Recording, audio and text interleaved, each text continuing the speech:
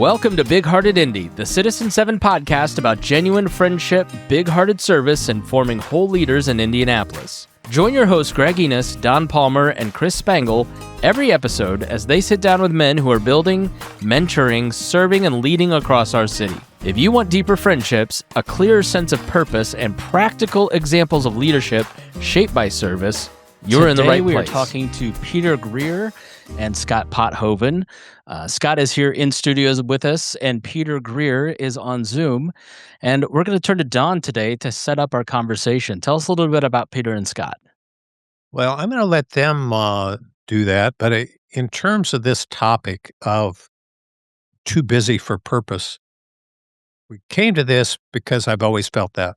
Having been a retail automobile dealer and always felt like I was putting 10 pounds of sugar in a 5-pound bag when it came to my schedule and things to do and trying to work more on what not to do than what to do.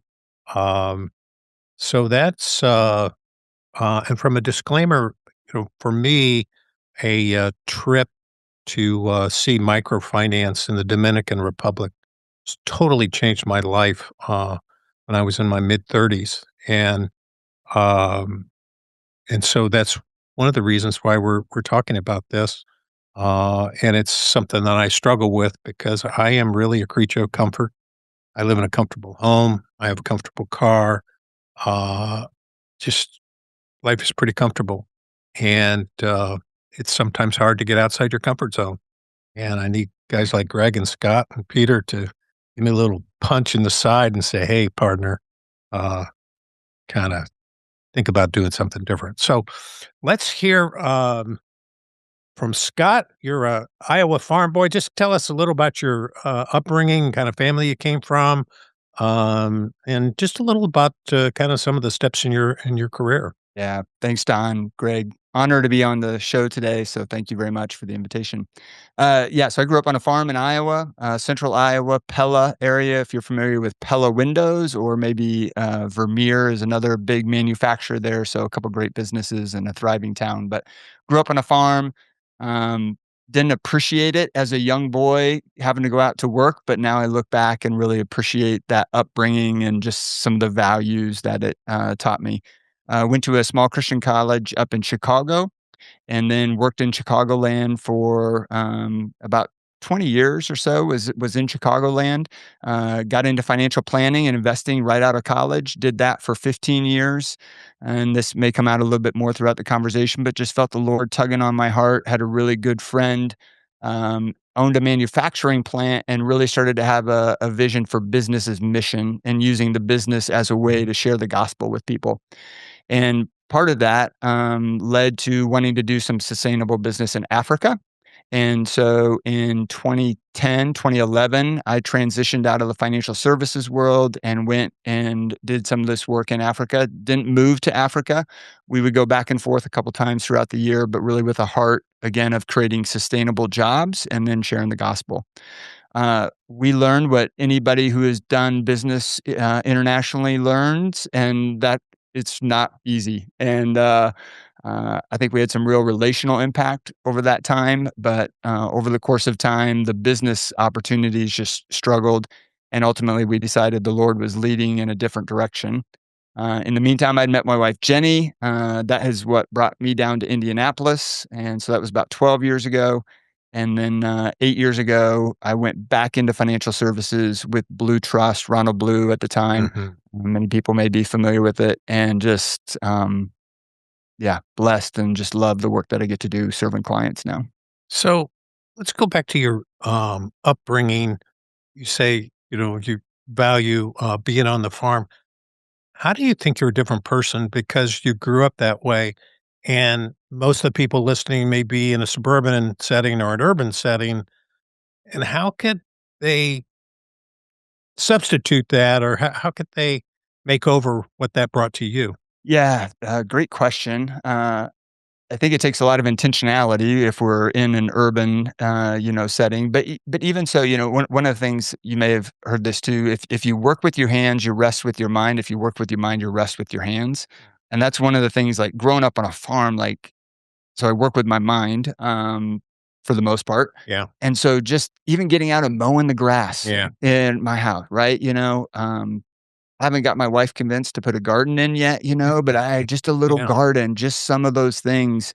I think that's part of it is just getting, God put man in the garden, right? He put Adam in the garden. And there's something about just getting in the garden, getting our hands dirty that feels good for the most part. So Yeah. I think we can find ways to do Yeah. it if we're intentional. Yeah. Did your wife come from a similar rural background? No, she didn't. She didn't. Her dad was a pastor. Okay. So we were actually just home in Iowa this past weekend, and she still sometimes, long story, but anyhow, she's still learning farm jargon. Let's put it that way. So, yeah.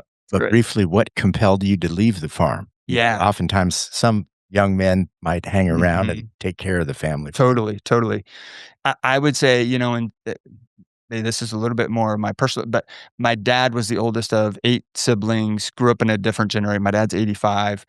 He grew up on the farm where I think my dad would tell you he didn't have a choice. He had to farm. Like his dad, he was the oldest. He had to help, just help the family.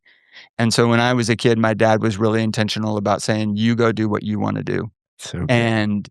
And almost pushed me away from it a little bit. And farming was hard in the 80s and early 90s. It's changed a lot. But he wanted me to go be who God had created me to be, Really beautiful. And that was one other thing, when I think back to the farm too, like, how do you recreate one of the things I appreciate most, when I was back this weekend, saw my uncle who my dad farmed with, his brother, and like working hand to hand. You guys know this through the years, right? The relationship you get when you're doing something alongside another guy. And I had the pleasure of doing that with my dad and my uncles. And I didn't know it at the time, but oh, that's so meaningful. So just working with other people just creates an instant connection. That's precious. That's Citizen 7. We're seeking to be on mission together. Exactly, right? So it's glad. Community, and we all desperately need it, So I was blessed to have it. Sorry. Yeah. It was one of the things that kind of brought Greg and I together is said, whatever we do, we're not going to do it alone. Yeah. Okay. We might go try to save the world, but it's going to be a dual effort, not a solo effort. Amen. So let's hear from Peter Greer. Peter has been a longtime friend.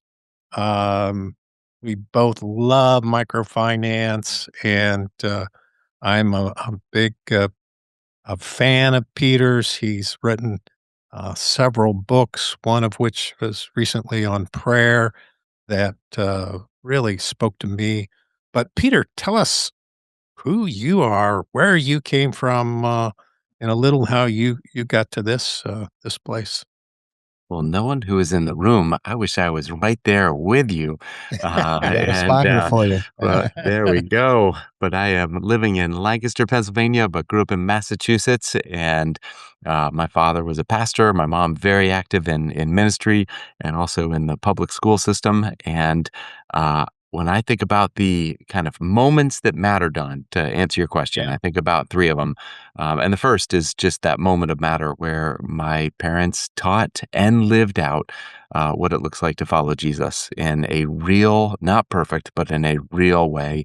And that got into me as well. So I'd say that gift that I had of having parents that taught and lived out what it looks like to follow Jesus. Second moment that matters is when I was studying in Russia and heard about microfinance for the first time. And Don, I know we have that in common, but I still remember it. The first time that I heard about people using tools of finance to unlock the capacity that God has given all of us and doing it to break the cycle of poverty, and then the imagination of, and what would happen if we could do it with the church at the center as reaching out into communities. And so studying in Moscow and then hearing about it and then moving to Cambodia and then Rwanda. And that was just a moment that mattered. It really did change the direction of my profession and vocation. So if the moment with my parents, learning about Jesus, that changed me from a spiritual standpoint, from a career standpoint. It was hearing about microfinance. And then when I was in graduate school, did a project on Hope International. I was in the Democratic Republic of Congo and had time with the president. And he told me about that he was going to transition, and he essentially invited me to join Hope International, and that was 21 years ago. And that's also a moment that matters, bringing me to this amazing organization, this amazing team, and continues to be a great joy to serve with the Hope International team and board, and trying to do Christ-centered economic development in places of extreme poverty around the world. So that's who we are. That's what we do, and those are three moments that matter when I think about my life. So we hear lots about pastors' kids, and we can understand that legacy. But you mentioned that your mother was involved as a public school teacher. What what did she model, or how did living kind of following Jesus affect her teaching? Yeah, and Don, I think the gift that I was given was two things, both from my mom and my dad. But one was showing that following Jesus impacts everything. It impacts the way you see people. It impacts the way that you view your work. It views the way that you live with open-handedness. And one of my mom's incredible gifts was hospitality. And I don't know, it would be fun if there was some way to track, but our home was always open. And whether that was short term or long term, whether it was someone who just showed up on a Sunday morning at church, there was always room for one more at the table. And so we had other kids that left us when their parents were lived with us when their parents were missionaries, and we had exchange students with us from different places, and just live with this because of the reality of faith. There was an open door policy. There was always room for one more, and I Mm. just loved watching the way that my mom lived and modeled that to us all. Just yesterday, she came over. She lives in Lancaster with my parents live in Lancaster now, and she showed up with this kind of dessert that she had made. And it's so funny because that dessert I associate with a Sunday afternoon with our home open with someone, we don't know who, but there's always going to be enough for someone else. And it's just this one kind of dish that she made, this one dessert reminded me of this policy of there's always room for one more. And so we enjoyed it, but then I also brought it here to Hope International, and I just love that being part of my mom's legacy of hands and heart open for others to love and serve with a dessert or a kind word or a seat at the table. That's how she lived.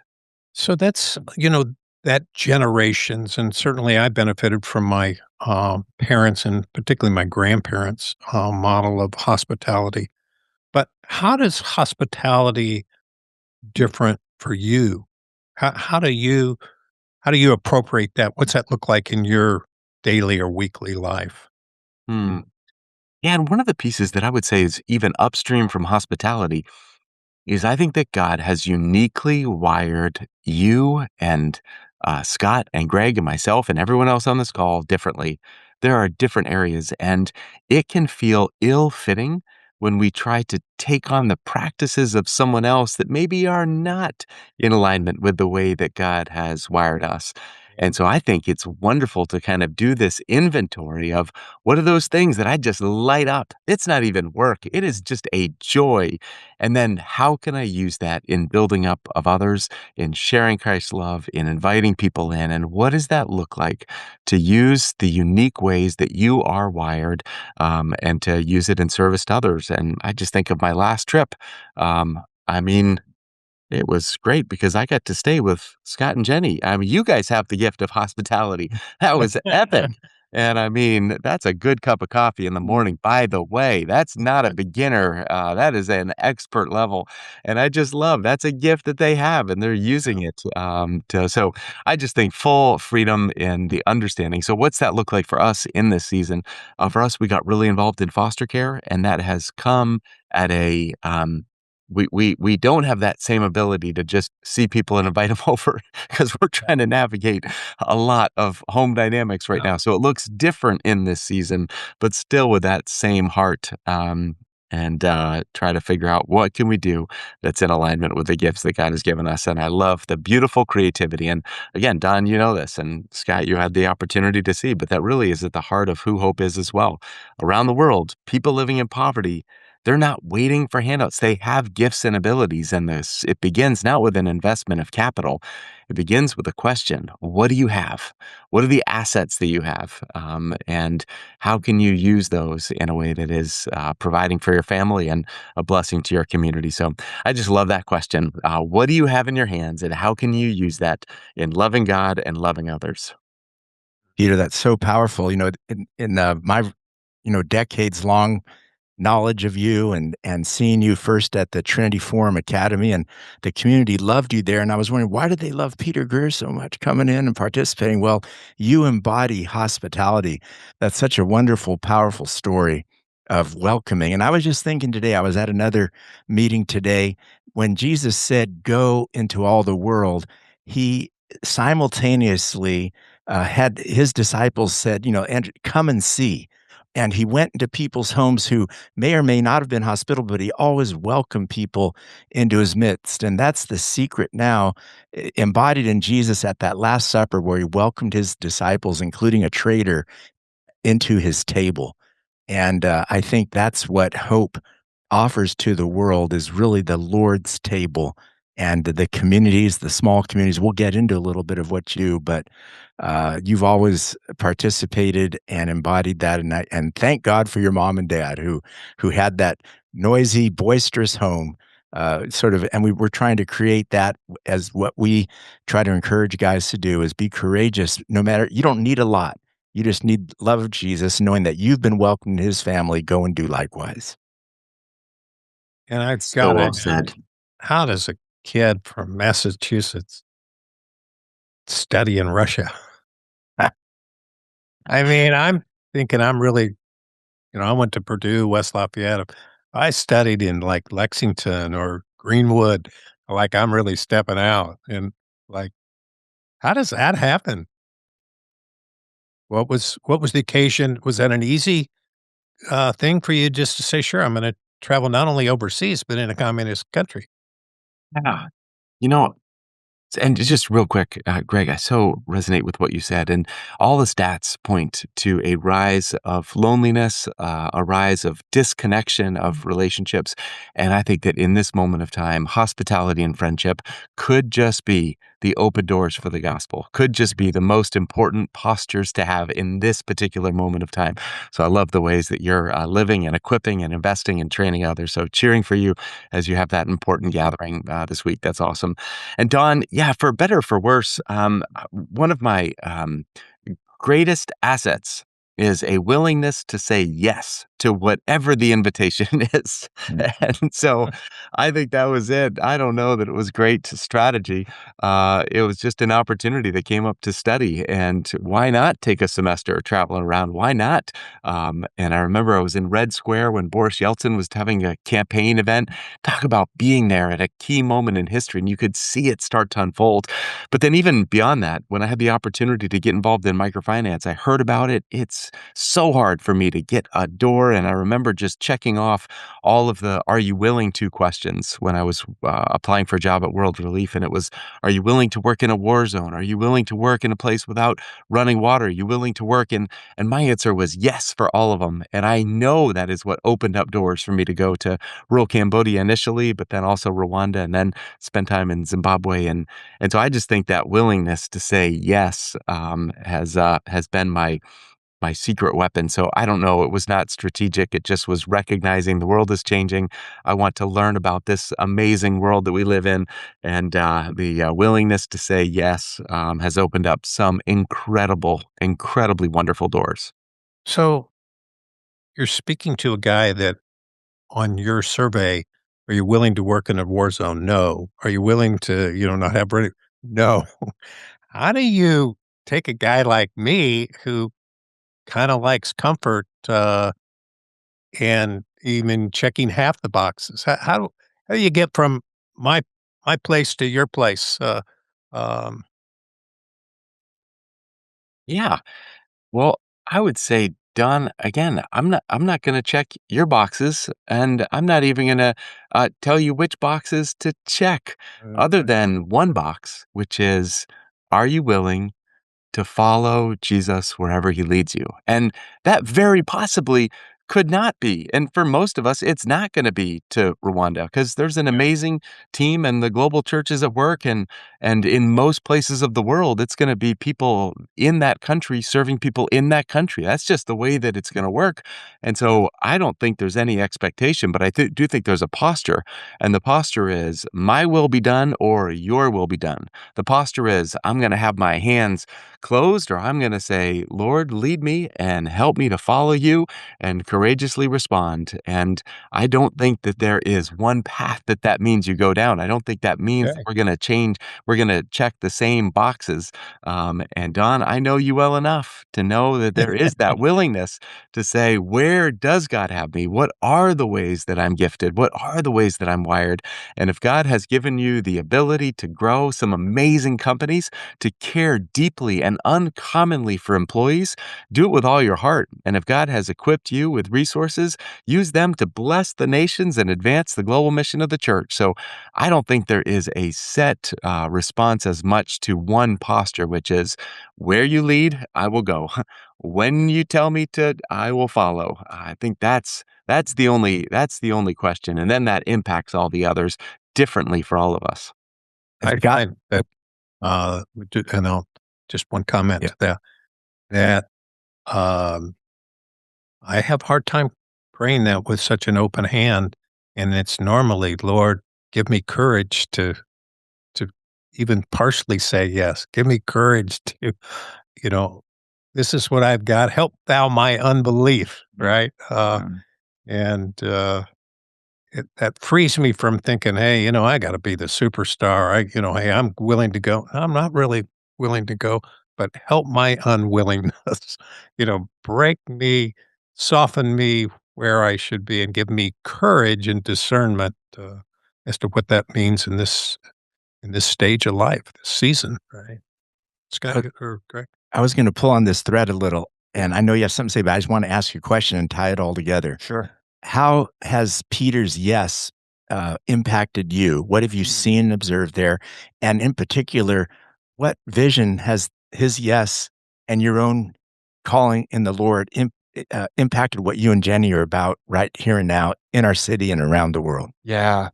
I think so. My original, answer this maybe a little indirectly. My original connection to hope was really born out of my experience of doing our business's mission work with Packmore in East Africa primarily, and which is Bill Moore. Yep.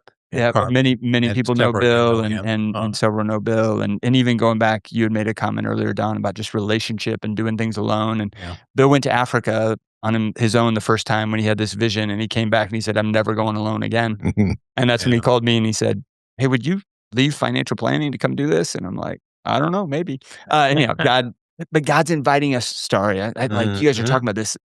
I've been really working over this thought of like, God is inviting us into a story, and we so much want to put the onus on us. Like, I have to do it. God's called me to do something and I have to do it. And that's not it, right? 1 Thessalonians 5:24, he who called you is faithful and he will surely do it. It's not up to Don and Greg and Peter and Scott. Yes, we have to be faithful and have the courage, Don.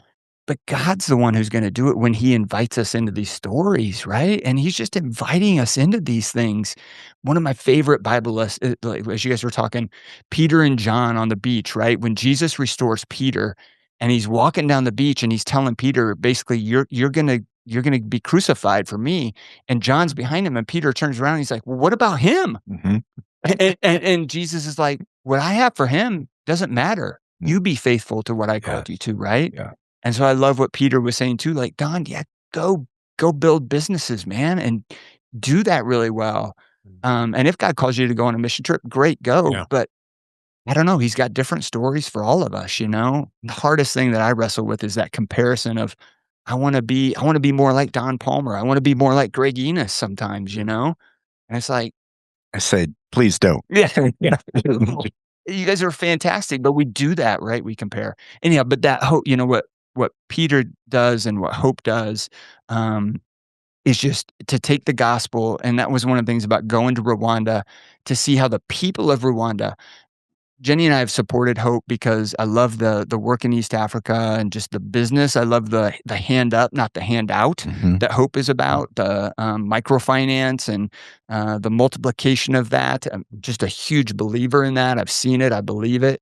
And so that was kind of the draw to Hope. But to go to Rwanda and to see the staff of Hope in Rwanda impact the lives of the people in Rwanda, that's where the magic was, right? Like, we're writing a check over here, and giving it to Hope because we believe it, but it's the people on the ground. It's relationship. We were talking about this earlier. It's a thread throughout the conversation that it is relationship that changes lives. We need the money to do that, but it's the relationship that changes the lives. And so that's what being a part of Hope for me is, just being able to be a part of that relationship. And Peter's so good at relationship, like we said. And then the community here in Indy, we're part of this relationship. Anyhow, I don't know if I'm making sense, but it gets me going. That's So, beautiful. Peter, tell us about this trip to Rwanda. Just walk us through what's the agenda and maybe I'm sure there's a lot of people that don't quite understand the scope of what Hope does, in addition to strictly loaning money and having people pay it back.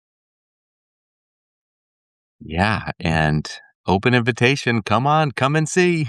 We love going and We're seeing. going, And Scott. at this point, Hope International, we serve in 30 different nations and are just about to give our $2 billionth of investment into the families that we serve. And we have about 1,500 full-time employees and just past 3.8 million families that we've been able to serve.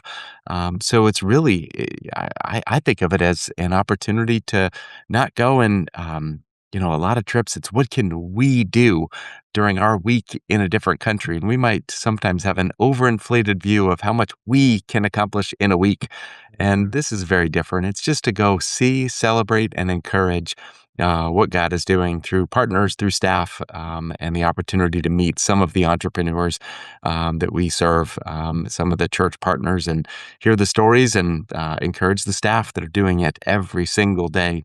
And I might overinflate the importance of kind of what can happen on a week, but I think we underinflate the importance of just what can happen in communities where people show up again and again, invest and plant small seeds and watch what God makes grow in the years to come. And so it's really a vision trip. It's an opportunity to see. And Scott, maybe you could share a little bit of what stands out. I think this is the best part of my job, that it's almost like a bridge. It's an opportunity to be a bridge from friends that have been generously supporting and then spending time with the families that we serve. 3 weeks ago, I was in Peru and Paraguay and going to Zambia and Zimbabwe in June, and just love the opportunity to keep showing up and trying to encourage and connect friends with the work that's happening around the world. But yeah, Scott, what stands out from that trip to Rwanda that we had together? Yeah, so much. Thanks, Peter.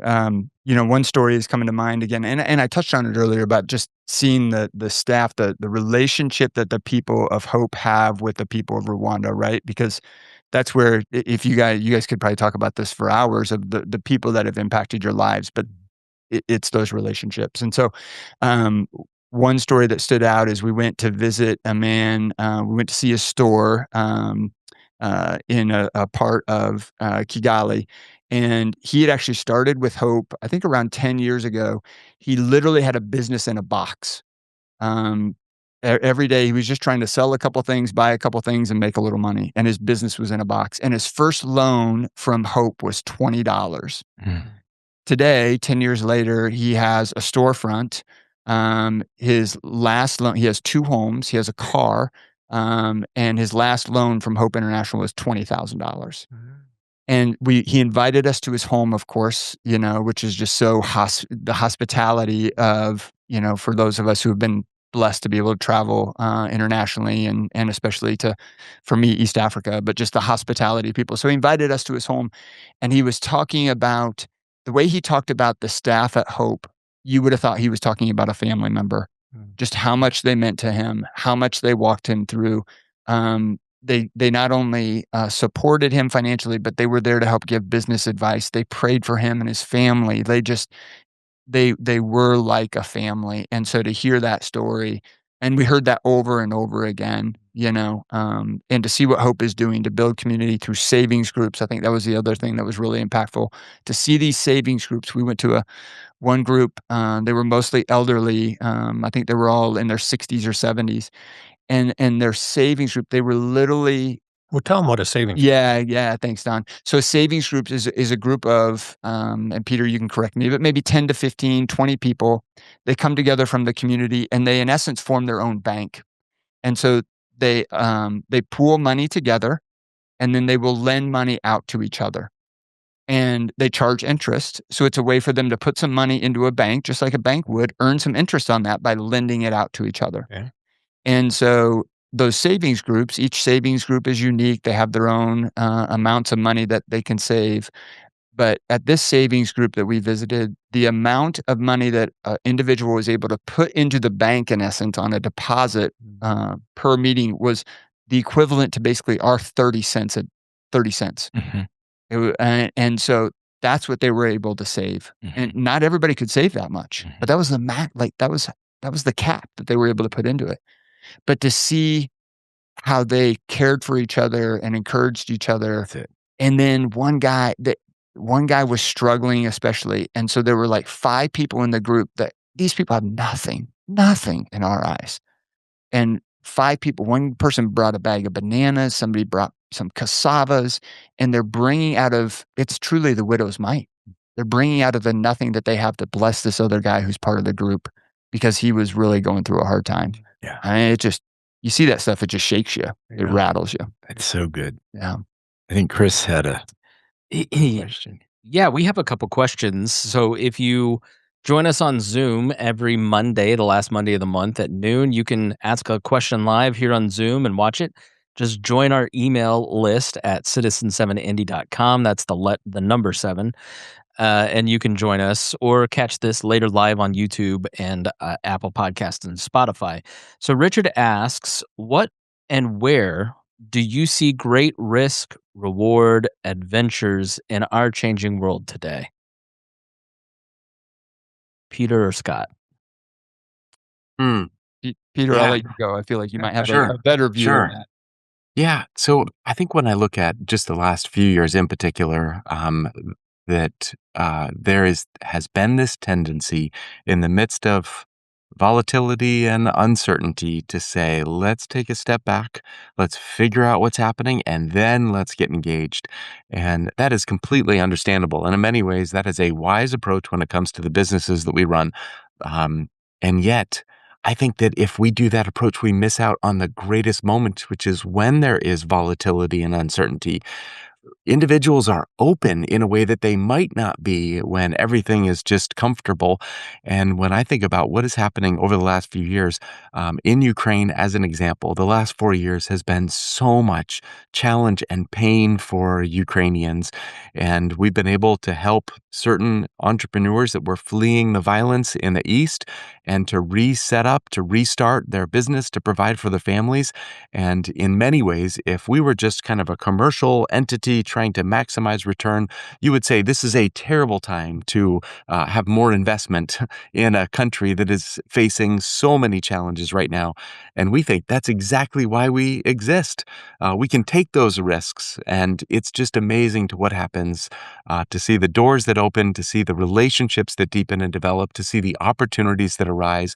And so I would say if we are looking for those places of great impact, and I love that risk return, I think that in many ways, especially for me, trying to say, how do we follow Jesus? The open doors, the open possibilities that happen in the midst, not in the wake of, but in the midst of challenge, uncertainty, volatility. Those are the moments that we're seeing so many incredible opportunities. So I would just say, find disruption, find challenge, find where things feel like it's fallen apart. Find pain and suffering, and don't be afraid to step into those places. That is where there's a different level of conversation. There is a different level of focus. There is a different level of urgency. There's a different level of response. And you just know, you remember who shows up when you're going through it. So in general, maybe this is too vague, but I would say look for the pain, look for the challenge, look for the volatility, look for the uncertainty. Those are moments that I think you can have an outsized impact simply by showing up. maybe I agree 100%, Peter. And I think maybe just as you were talking, another thought came to mind, and we touched on this, Don. You mentioned it earlier. What's the greatest risk? I think the greatest risk for me, and maybe some others can relate to this, the greatest risk for me is comfort, because comfort keeps me from wanting to do those risks that you're talking about, Peter, right? Like for many of us, and I don't know everybody's situation, so I want to be careful, but like I'm so blessed. And and again, I can compare myself to the person who has more blessings, but at the end of the day, I'm so blessed, and that can just keep me comfortable. And and that's where I miss the opportunities that God has put in front of me. That's where going out of your comfort zone to go to Rwanda, to go on a mission trip, or whatever it is, or to for entrepreneurs who have to step out of their comfort zone to try to create a business, and you don't know what's going to happen. But like if that's how God wired you, then go.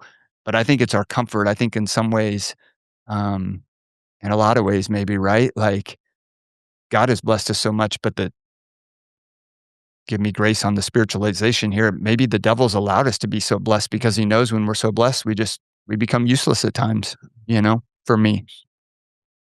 Wow. I was kind of convicted by when you said somebody was hurting and 4 or 5 people came along and did all these things. And I remember as an entrepreneur, I felt more alone when things were really hard. And I'm sure I missed the opportunity to just come alongside. And I guess the question might be, it might not be person owning their business, but in their career, how do we emulate what they did over there in a 20th, first century kind of a way? Hmm. Any thoughts on how we can be more useful, available, maybe less busy to be Hmm.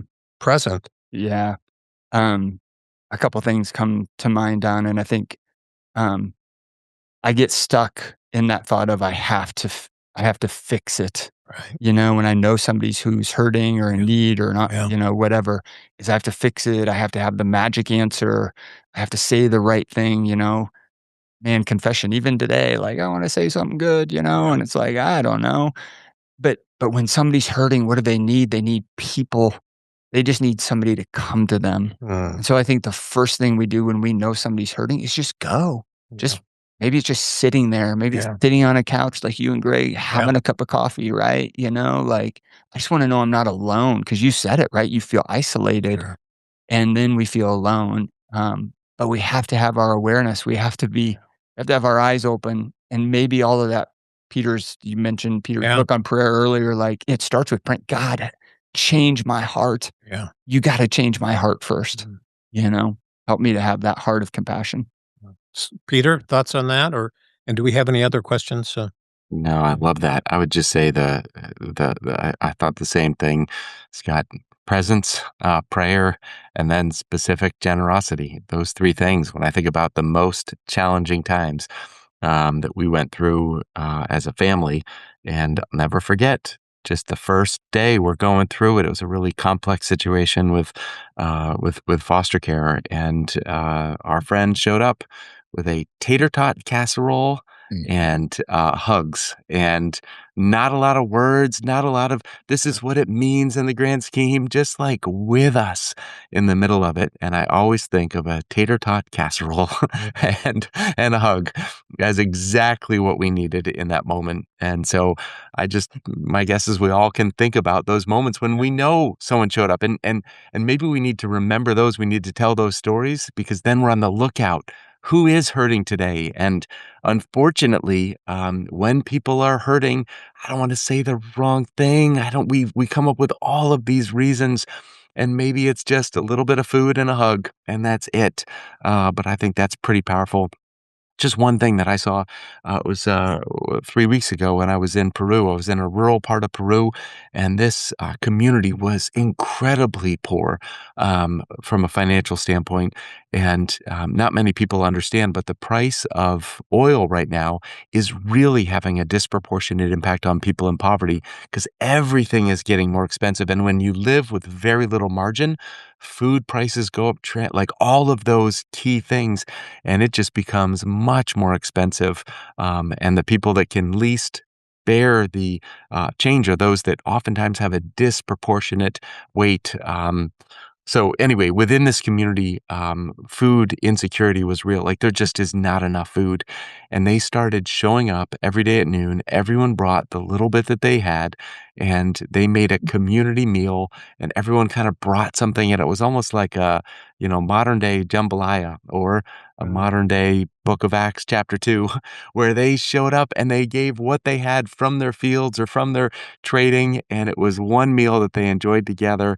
And it just was this beautiful picture of, yeah, more uncertainty, more challenge, but more opportunities just to show up in love. And it was pretty powerful. So I got to enjoy a meal with a special group of people that in the midst of huge challenges were coming together in a beautiful picture of what I think we all need. Maybe it's not food insecurity, but we all have those moments. And what if we could be people who see and don't turn away, but see and show up with hearts and hands that are wide open? Well, Peter, we certainly need that recipe for tater tot casserole. Yeah. We can start there. So please send it our way. Chris, I think we have a couple other questions. Yeah, we got a couple more questions from Dan and Adam. Let's start with Dan. Peter is, I would say, a prolific author, including one of my favorite books of the last couple of years, Lead with Prayer. You can find all of his books on Amazon, The Danger of Doing Good, Rooting for Rivals. One of them is Mission Drift, and that is the subject of Dan's question. Thank you to Peter for Mission Drift. Any thoughts on the relevance of the book today? If you could first tell us a little bit about the book and then answer the question of relevance of the book today, please. Yeah, so Mission Drift, hard to believe, but that was a decade ago that we wrote that book with Chris Horst and Anna Haggard, and really was just looking around and seeing how many Christ-centered organizations within a short amount of time were going off and still doing the humanitarian work, but moving away from Christ, moving away from their spiritual grounding and full mission. And the question was, how does this happen? And how can we make sure it doesn't happen to Hope International? And as we started doing the research, we just tried to figure out what does it take and to really look at this counterfactual. Similar organizations that had similar founding stories, and yet over time you see the deviation, some remaining mission true, just as committed today to the full mission to Christ as they were in their founding, and others that slowly moved away and asking the question, how does this happen? And over the last 10 years, it has been heartbreaking that we've received a number of different messages and emails and heartbreaking stories of saying, I read your book, and I've got another example for you. And it just like broke our hearts how many other stories there are. And I think the same thing is true. We've got to pay attention to small compromises. We've got to pay attention to full integration of the mission that we have. And in many ways, over the last 10 years, there's been other pieces that I think we missed in the book. And I would say Lead with Prayer, we did a book on it because I think we missed it in Mission Drift. But we can't stay on mission if we do not have a culture of prayer. We need that desperately. And so that's been one piece of exploration. How can we incorporate prayer and listening to the Lord into everything that we do as an organization so that we do not drift? But more recently, I think the other piece that we've noticed over the last 10 years is it's not just organizations that drift, but upstream from every organization that drifts are people who drift. And I think that we missed that in the original book. And so we wrote a book that's almost like Mission Drift for our hearts. And it's called How Leaders Lose Their Way. And it's really trying to say, how can we make sure that in our hearts, we're not drifting, we're not slowly losing our way? And how can we make sure that we're protecting what matters most? So maybe those would be the two things. So decade later, I would say drift is every bit still as real.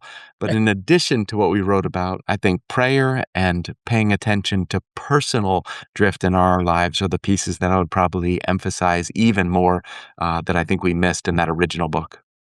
Peter, has there been a particular temptation for you as the leader of Hope and for Hope in general that has really been hard to push back against, that would have caused this drift that you're speaking to? I mean, now we're getting personal here. You're just meddling.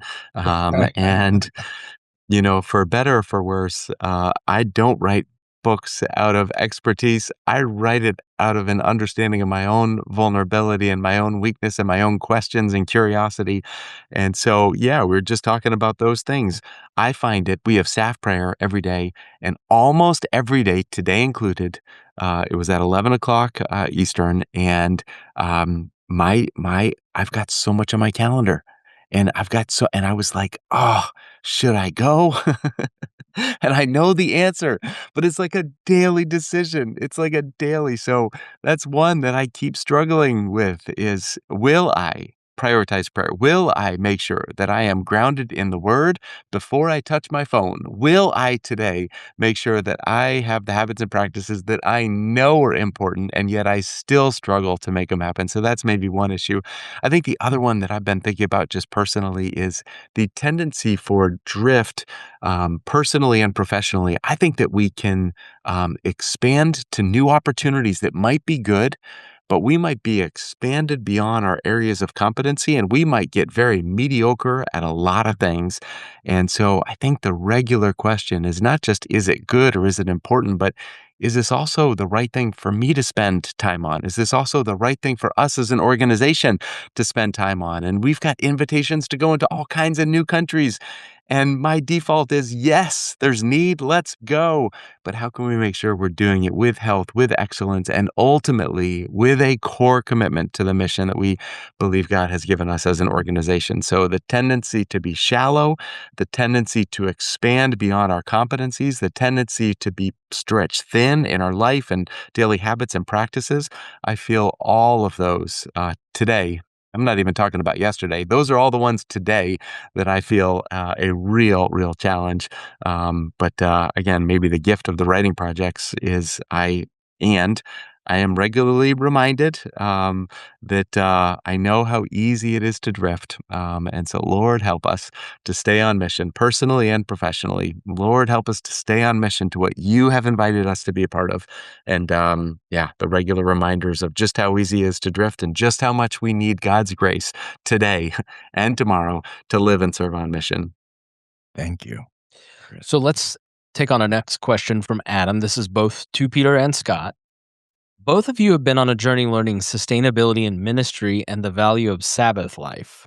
How do you now balance the values of drive and execution with Sabbath, sustainability, and restorative rest? Let's start with Scott. Yeah. Easy questions. Easy questions, right? Yeah, people who have maybe heard this is something I wrestle with, honestly, and I see the value of it, Sabbath, and yet I struggle. There's a phrase I heard a while back that stuck with me, and it's strive satisfied. Strive satisfied. And that resonated with me, right? Because I think many of us are wired with that.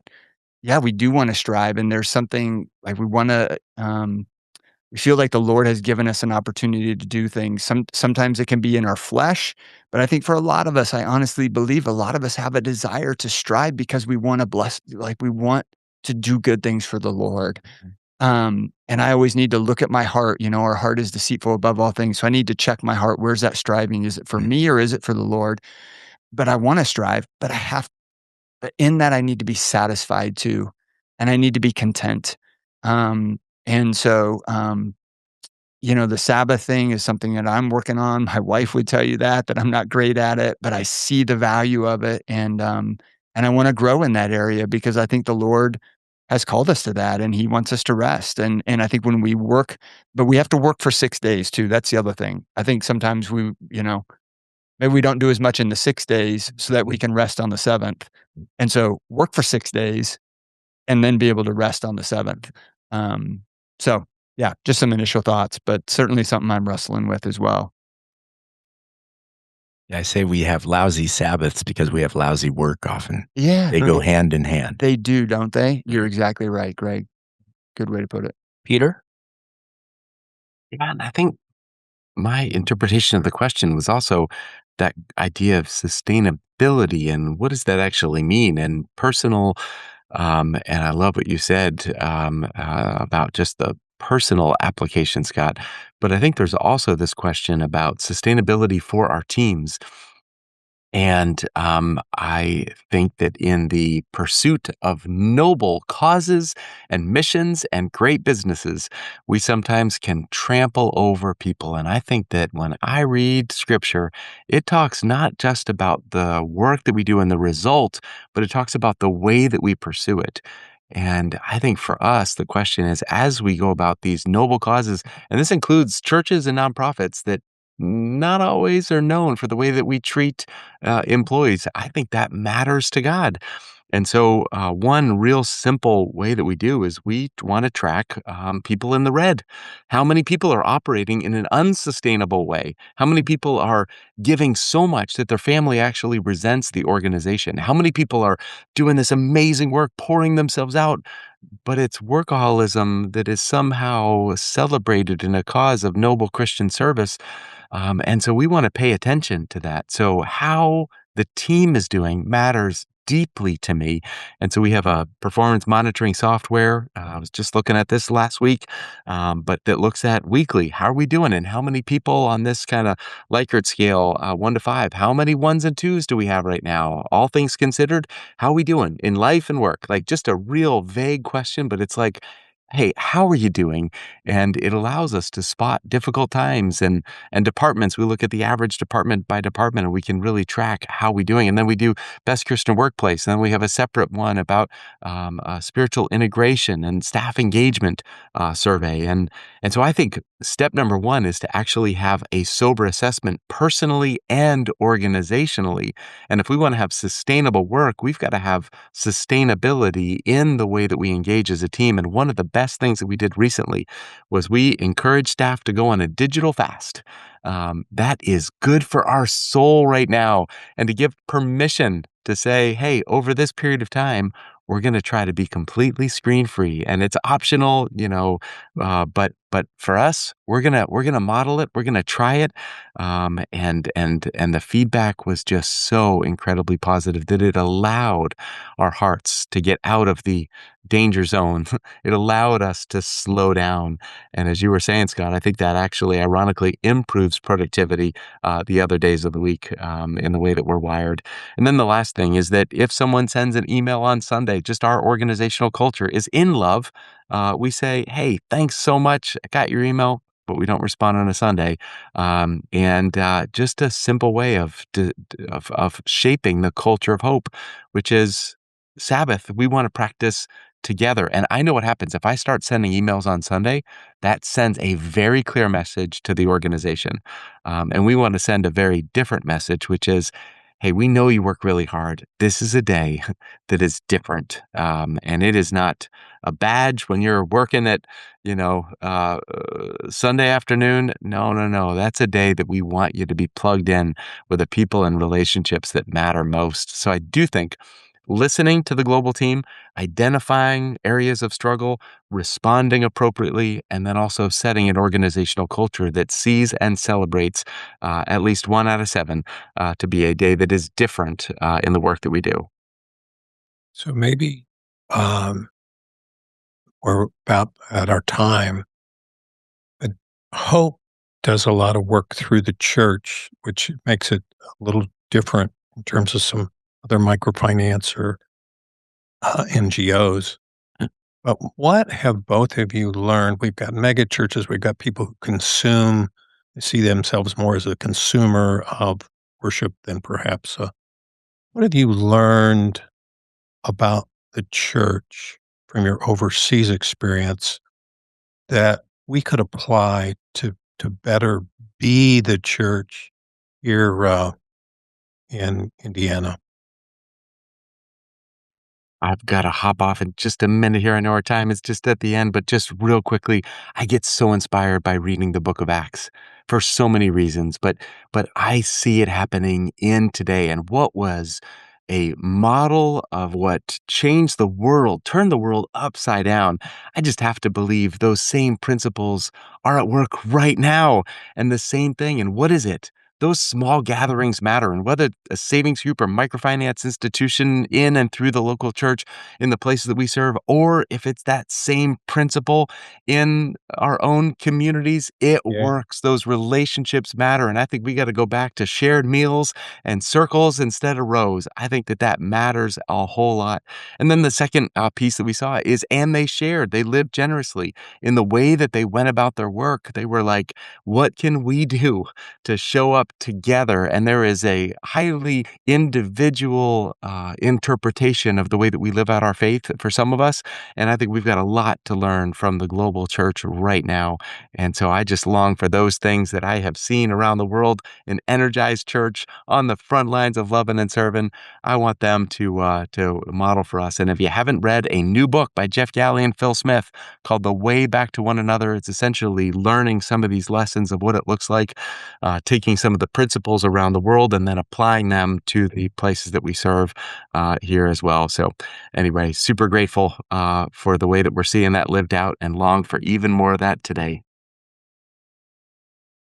I think that probably says it all. Thank you both for being what we've just been blessed, learning more about you and learning more about getting outside our comfort zone and trying to make Jesus smile every day. Chris, any final comment? Well, I just want to thank everybody for listening to Big Hearted Indy here. You can check out all of the upcoming events like Restored Family, which is an April-May cohort that's coming up. May 13th, Coffee and Connection about mentoring. There's a lot of stuff happening at citizen7indy.com, and you can find out more by signing up for the email, Don. All right. Greg, any final? No, just thank you. I hope to see Peter next in May out in Napa at the Praxis Summit. I don't know if you're coming or not, but I always love getting a big hug from Peter out there. And Scott, thank you so much. Looking forward to our relationship growing as we seek to love each other in the name of Jesus and see this city become the joy capital of the world. Amen. And welcome back, Peter. Anytime, the red carpet's out for you. So thank you both for joining us today. Thank you guys for what you guys are doing. Thanks, Don. Thanks, Greg. And thank you for watching the show today. You can find all of the podcasts at YouTube by searching Citizen 7. And you can also catch up on some events. Some of the events are recorded and placed on YouTube, like Chris Henry's recent conversation on AI. You'll be able to see that on YouTube and in the podcast feed. So, and if you enjoy those, please share those with your friends. Say, hey, check out this group. Come join me at a Coffee and Connection. All of these events are recorded. These podcasts exist just to help spread the word and to help speed up your invite to somebody else by joining an in-person event. So thanks for listening. Thanks for watching. We appreciate you. Thanks, and check us out at citizen7indy.com.